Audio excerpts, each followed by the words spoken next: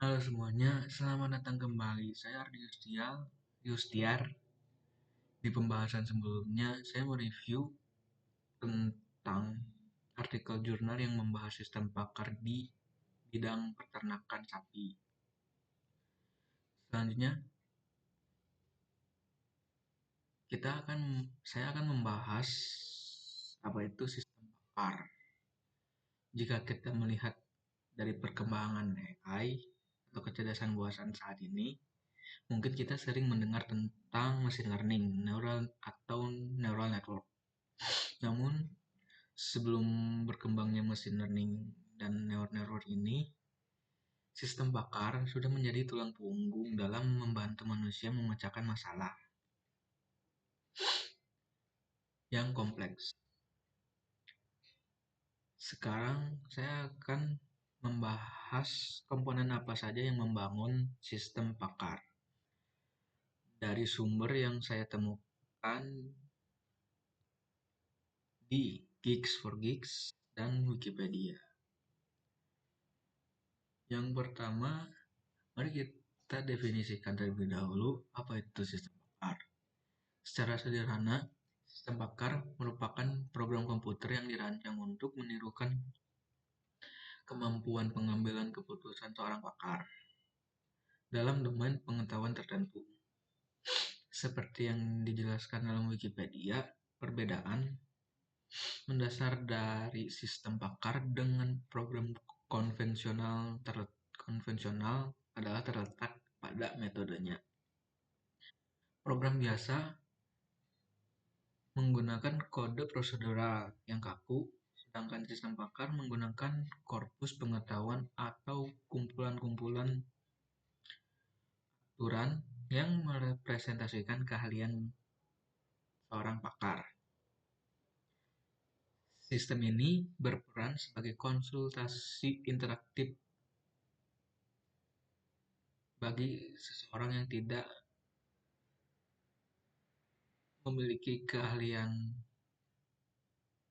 atau pengetahuan yang setara dengan para pakar. Ia tidak hanya memberikan jawaban, tetapi juga bisa memahami masalah melalui logika yang terstruktur.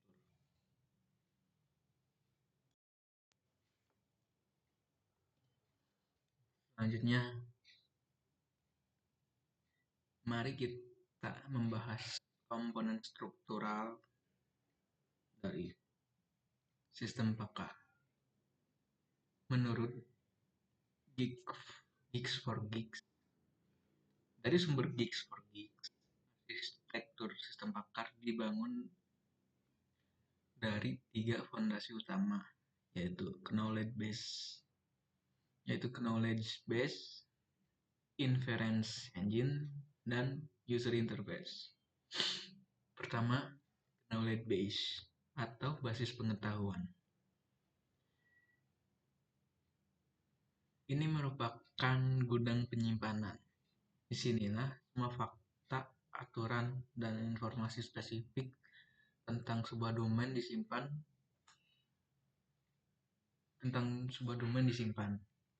Bayangkan ini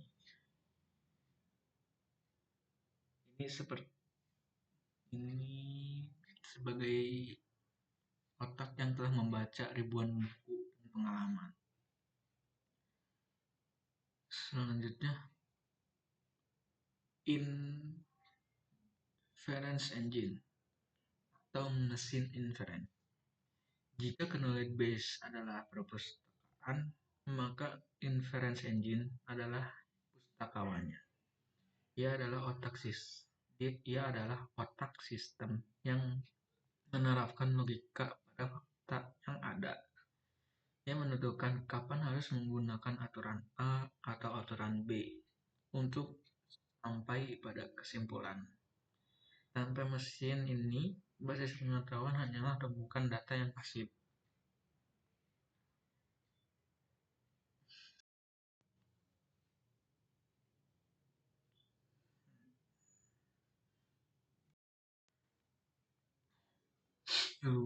Bagaimana cara mesin inferensi ini bekerja? Dari sumber Wikipedia menjelaskan bahwa ada dua metode utama, yaitu forward chaining dan backward chaining. Yang pertama, forward chaining. Forward chain sistem bekerja dari fakta-fakta yang diketahui menuju kesimpulan akhir. Ini seperti saat Anda mendeteksi kerusakan pada komputer. Anda melihat gejala satu persatu hingga menemukan penyebabnya. Sebaliknya, backward chaining memulai dari hipotesis. Anda memiliki tujuan, lalu sistem bekerja mundur untuk memastikan apakah fakta-fakta yang tersedia mendukung tujuan tersebut. Satu hal yang paling menarik dari sistem pakar adalah fitur explanation facility. Berbeda dengan banyak model AI modern yang sering dianggap sebagai kotak hitam atau black box, di mana kita tidak tahu bagaimana AI mengambil keputusan. Namun sistem pakar memberikan penjelasan. Ia bisa menjawab pertanyaan mengapa Anda memberikan solusi ini dengan menunjukkan rantai logika yang ia tempuh. Ini sangat krusial dalam bidang medis atau hukum. Sebagai penutup, kita juga tidak boleh melupakan subsistem akuisisi pengetahuan seperti yang dicatat Geeks for Geeks. Sistem pakar bukan sesuatu yang statis. Kita memerlukan cara untuk memperbarui basis pengetahuan tersebut agar tetap relevan. Kesimpulannya, kekuatan sistem pakar terletak pada kemampuannya untuk mendokumentasikan keahlian manusia dan menyajikannya secara terstruktur. Dengan menggabungkan knowledge base yang kaya, mesin inferensi yang logis, dan antarmuka yang ramah, sistem pakar tetap menjadi teknologi yang relevan hingga saat ini. Dan sekian penjelasan tentang komponen-komponen sistem pakar ini, memberikan pengetahuan yang bermanfaat. Jika Anda ingin menggali lebih dalam tentang sistem pakar itu sendiri, bisa membaca referensi dari Geeks dan Wikipedia yang saya sebutkan tadi. Baik, itu saja yang bisa saya sampaikan. Jika ada kesalahan kata atau pemaparan materi, mohon maaf dan terima kasih.